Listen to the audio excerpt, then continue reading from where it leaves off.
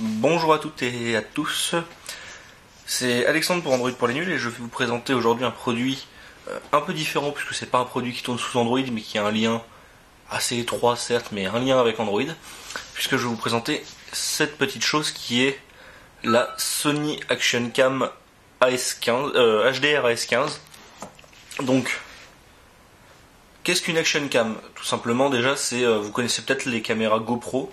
C'est dans la même veine, c'est-à-dire que c'est une caméra, une petite caméra en général qu'on peut fixer avec différents supports, que ce soit sur un guidon de vélo, sur un capot de voiture, sur une planche de surf, avec un bandeau sur la tête ou sur un casque, tout ce genre de choses. Et donc qui va filmer vos exploits sportifs ou enfin, ce que vous voulez. Donc globalement, pour en revenir sur les caractéristiques de l'appareil en lui-même, la HDR AS15, c'est un produit qui est vendu en prix normal à 299€, qu'on va retrouver maintenant aux alentours de 250€ sur des sites comme Amazon par exemple. Au niveau des spécificités techniques, elle propose plusieurs modes d'enregistrement vidéo, la qualité maximum étant le 1080p à 30 images par seconde. Elle propose aussi un mode 720p à 30 images par seconde, ainsi qu'un 720p à 60 images par seconde et même un 720p à 120 images par seconde. Donc avec ce 120 images par seconde, on peut faire des ralentis jusqu'à 4 fois. Plus, mais en perdant de la fluidité, mais 4 fois avec une fluidité standard. En plus de ça, l'appareil propose de filmer avec deux angles de vision différents. On peut filmer avec un angle de vue de 170 degrés ou de 120 degrés. Tout ça se règle dans la caméra bien entendu. Alors, elle propose aussi, et c'est à ma connaissance la seule de cette gamme de produits en fait, qui propose ce qu'ils appellent le Steady Shot, ce qui est donc la technologie de stabilisation de chez Sony. Donc c'est la seule à proposer une stabilisation. En plus de ça, chose assez rare dans cette gamme de prix, vous l'avez peut-être vu ici, l'appareil propose le Wi-Fi intégré. Donc le Wi-Fi sur ce genre d'appareil, ça va servir à quoi? Ça va servir à entrer aux communications avec un appareil mobile, un téléphone, un smartphone, une tablette, avec une application compatible, et par exemple diriger la caméra ou récupérer les enregistrements, les télécharger directement sur l'appareil mobile. Alors d'origine, l'appareil, alors oui aussi on a un petit micro stéréo à l'avant, c'est pas évident à voir comme ça mais voilà, donc on va faire un peu le tour de l'appareil. Là, sur le côté ici, on retrouve un petit écran LCD et deux boutons précédents et suivants. Au dos, le bouton d'enregistrement et un bouton Hold donc pour empêcher toute action sur le bouton en lui-même.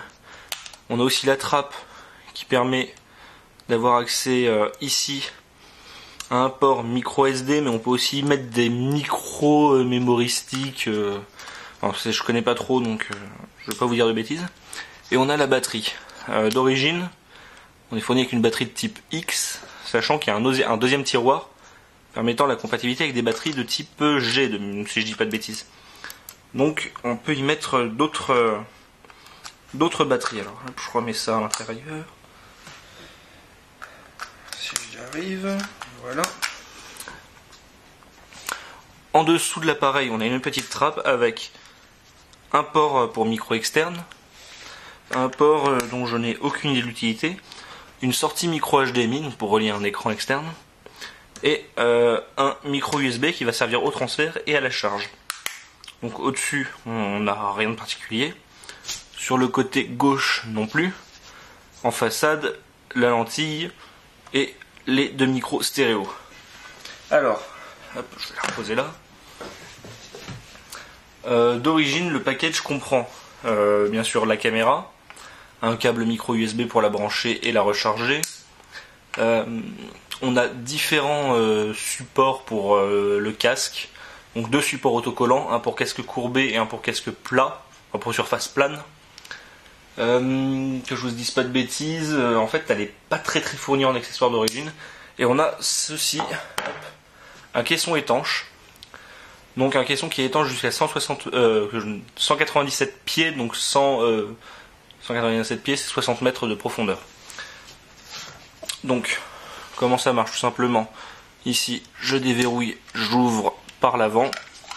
Voilà. Je viens insérer dedans la caméra et je referme, hop, comme ça, et on verrouille. La caméra est dans le caisson étanche, donc ici on retrouve un bouton déporté pour lancer l'enregistrement d'arrière et un levier pour le verrouiller pour le mode hold. On n'a plus accès aux paramètres suivants précédents par contre. Il n'y a pas de bouton déporté. En dessous, on récupère un pas de vis quart de pouce pour trépied et accessoires. Et voilà. À noter qu'en accessoire, il existe différentes choses. Un accessoire pour l'accrocher à une planche de surf, un accessoire pour l'accrocher à un guidon de vélo, un accessoire pour le mettre autour de la tête, soit directement avec le caisson étanche, soit juste la caméra seule. Et il existe aussi d'autres portes avant. Donc il existe une porte avec ici une meilleure ouverture pour les micros. Donc ça reste un son étouffé puisqu'on est dans un caisson étanche, mais avec un meilleur son jusqu'à une certaine profondeur de 20 mètres il me semble sur l'autre porte. Et une porte plate et plus large pour les prises de vue sous-marine pour éviter les effets de déforme, de flou sur les extérieurs de l'optique. Donc voilà. Alors je vais vous montrer 2-3 choses en compagnie de ma Nexus 7. Et donc on va retrouver une application qui s'appelle Play Memories. Voilà.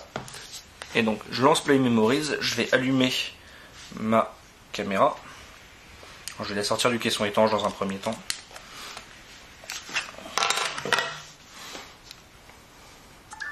Voilà, donc là je l'allume, il me précise d'attendre. Donc là je suis en mode d'enregistrement, par exemple 720p à 120 fps. Ah, il n'arrive pas à lire ma carte SD.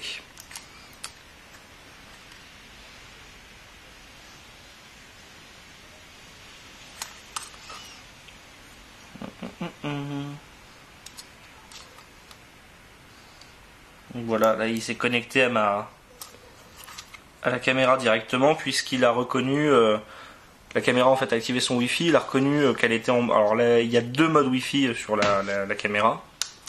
Le premier c'est un mode de contrôle comme vous l'avez vu où on voit ce qui se passe par l'optique. Le deuxième est un mode donc de téléchargement des données. Je sais pas pourquoi il ne veut plus de ma carte SD, ça c'est super.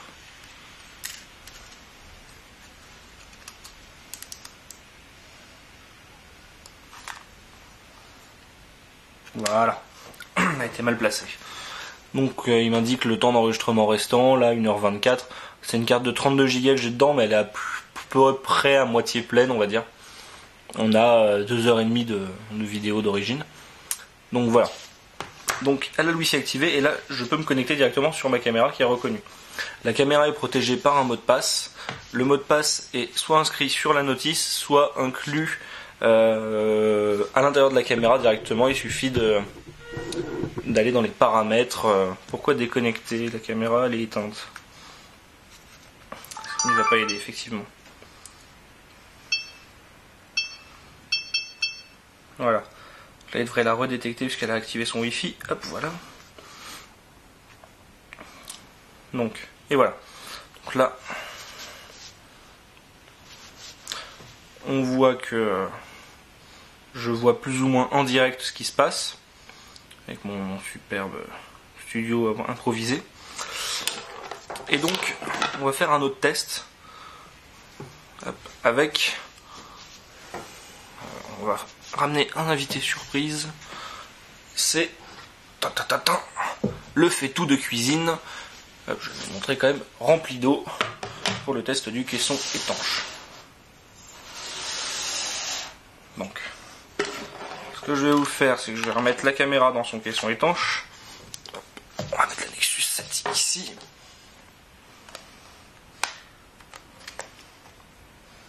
Allez.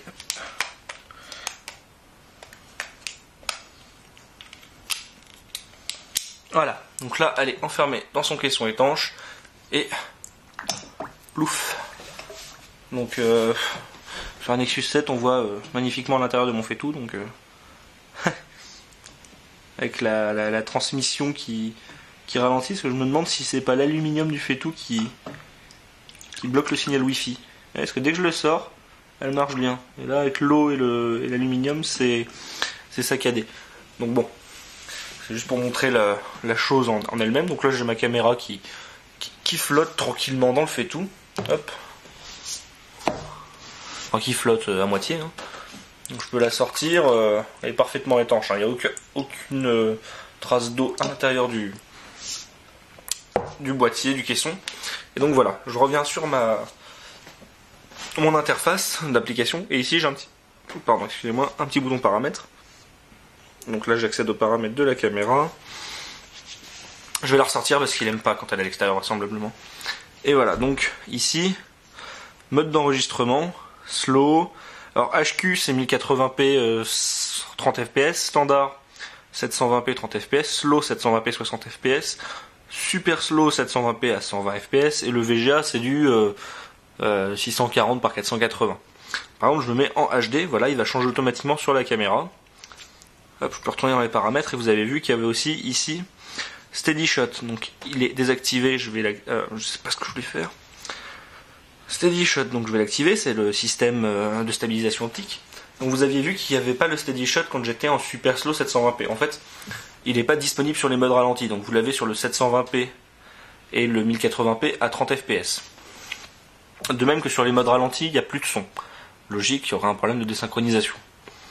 Hop. Alors, et voilà, et ici je règle l'angle de vue. Pour vous donner une idée, hop, voilà, 120 degrés. Et je vais repasser en 170. Voilà, 170. On a un effet un peu fisheye qui est sympa aussi. Voilà, hop. Et ici, mode, film ou enregistrement par intervalle. Enregistrement par intervalle, c'est quoi? C'est ce que nous on appelle communément le timelapse. C'est-à-dire qu'il va prendre une photo toutes les X secondes avec un réglage. Donc on peut choisir le réglage. Je vais ressortir la caméra de l'eau parce que... Ah, je pense que là du coup je vais avoir le réglage qui est apparu ici. Ah non. Alors ça je peux le régler sur la caméra, mais visiblement je peux pas le régler depuis le caméscope. Dommage. Donc là on peut régler entre toutes les 5 secondes et toutes les 60 secondes. Et à partir de là ça fait des vidéos avec des images prises toutes les X secondes. Bien sûr je peux déclencher l'enregistrement depuis ma tablette ou arrêter l'enregistrement. Donc ce que je vais faire c'est que je vais lancer l'enregistrement. Voilà. Donc là je suis en mode enregistrement, ça s'aggrave un petit peu plus quand je suis en mode enregistrement. Logique, la caméra enregistre et stocke des données, donc elle peut pas non plus transférer à une vitesse pleine, on va dire. Donc je le mets un petit peu dans l'eau, on filme l'intérieur de mon Feitu, on filme en l'air à travers l'eau, voilà. Je ressors de mon Feitu, et là je vais arrêter l'enregistrement. Voilà. Donc là ce que je fais, hop, je pose ma caméra à côté, je vais quand même faire, hop, et je vais éloigner mon Feitu. Alors ce que je vais faire maintenant, c'est que je vais sortir la caméra de son caisson étanche. Hop. Donc pour ça, rien de plus simple, hein, je vous le montrerai. Je vais éloigner la Nexus 7 parce qu'il y a quand même un peu d'eau. Je déclipse ici, hop, et voilà. Je la coulisse et elle est sortie. La caméra, elle est parfaitement sèche, il n'y a pas d'eau dans le caisson. Donc le caisson étanche marche bien. Ce qui est encore heureux, c'est un peu son principe. Donc maintenant ce que je vais faire, c'est que je vais naviguer dans les menus. Alors sur la Nexus 7, je vais quitter l'application, voilà, enfin, je reviens au menu. Et ici je vais naviguer, donc j'ai Power Off, Play, Send, Setup, Intervalle, donc je parlais, et revient sur le film. Et donc je vais me mettre sur Send, et je valide avec le bouton qui est derrière. Voilà, il est en train de préparer, et là je vais voir réapparaître sur la Nexus 7 la caméscope dès qu'il aura fini de se préparer. Alors, là, wait, il apparaît, je m'y connecte. Voilà, là il accède à la mémoire du caméscope, et on voit toutes les vidéos que j'y ai enregistrées sont bien ici. Donc la dernière est là, je la sélectionne, et je peux faire copier ou télécharger. Donc les traductions sont un petit peu ambiguës. En fait, copier, c'est télécharger sur la mémoire interne de la tablette. Télécharger, c'est uploader pour envoyer la vidéo sur un service en ligne. Moi, je vais faire copier pour la récupérer. C'est pas très rapide quand même, hein, compte tenu d'une vidéo qui est quand même pas extrêmement longue. Donc quand on fait des grosses vidéos de plusieurs dizaines de minutes, une promenade en vélo, un truc comme ça, c'est vrai que bon, le transfert est pas ultra rapide. Après, il a le mérite d'être là. C'est vraiment une chose qui est quand même pas négligeable. Quand même, quand je reviens sur ce genre d'accessoire, à 250 €, on est sur le prix d'une GoPro 3 White Edition, donc la très basique, qui est inférieure à celle-ci en qualité, ou à peu près au prix d'une GoPro 2. Et la GoPro 2, qui est même légèrement plus chère, a à peu près la même qualité vidéo, un peu moins bonne, moi je trouve. Après, c'est personnel, hein, c'est dans la même gamme. Et aussi, la GoPro ne propose ni le Wi-Fi ni la stabilisation. Donc pour cette gamme de prix, on a quand même quelque chose qui est très intéressant. Donc voilà, là il me propose d'aller dans ma galerie, et j'ai un album qui s'appelle Play Memory, dans lequel il télécharge toutes mes vidéos Play Memory. Donc là j'ai que celle-ci, et donc là maintenant qu'elle est téléchargée, je peux la relire. Avec le lecteur Google, hein. Lecteur Google puisqu'il enregistre en MP4. Donc on voit que le son avec le caisson étanche est un peu étouffé quand même. Puisque là je suis quand même à fond. Et donc vous pouvez voir l'intérieur de mon faitout magnifiquement.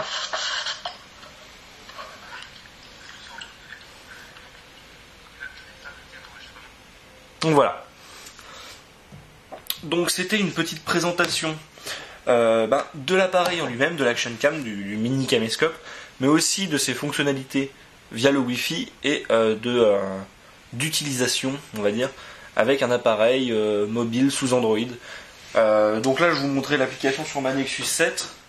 L'application est tout à fait disponible sur smartphone, puisque je l'ai aussi sur mon Nexus 4 par exemple. Après, l'application, donc elle est développée par Sony, elle est régulièrement mise à jour, hein, visiblement, parce que j'ai eu une mise à jour dernièrement avec un fixe de compatibilité avec Android 4.2, donc c'est quand même tenu au goût du jour, on va dire. Donc voilà. Ça c'était vraiment une présentation des fonctionnalités et du produit en lui-même. Pour une présentation optique de la qualité d'image et de ce qu'on peut faire avec, ça viendra un peu plus tard sur ma chaîne YouTube, et vous retrouverez tout en même temps sur le test sur Android pour les nuls. Alors pourquoi ça viendra plus tard sur ma chaîne YouTube? Tout simplement parce que je n'ai pas vraiment encore eu le temps de l'utiliser dans le feu de l'action. La seule fois où je l'ai utilisé, vu que j'avais pas encore le bandeau pour l'attacher à la tête, j'avais fait quelque chose de très artisanal et j'ai des images qui filmaient plus le ciel que devant moi. Donc forcément pas très intéressant et pas très réaliste sur le rendu réel de l'appareil. Voilà, merci à tous d'avoir regardé cette vidéo et à bientôt sur Android pour les nuls.